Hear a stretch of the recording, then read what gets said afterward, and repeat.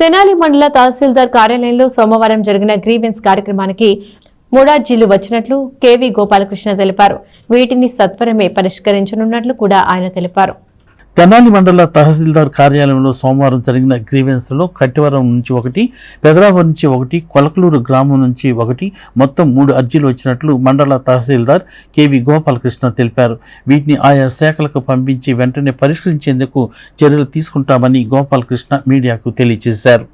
ఈరోజు జరిగిన ప్రజా సమస్యల పరిష్కార వేదికలో మనకి 3 రకాల అర్జీలు అందినాయి. కట్టెవరం, పెదరావూరు అట్లాగే కొలకలూరు గ్రామాల నుంచి మనకు 3 అర్జీలు అందినాయి. కొలకలూరు గ్రామానికి సంబంధించి మ్యూటేషన్ కోసమని, అట్లాగే స్థలం సర్వే కోసమని, కొత్తగా పట్టా కావాలని ఇట్లా 3 అర్జీలు అందినాయి.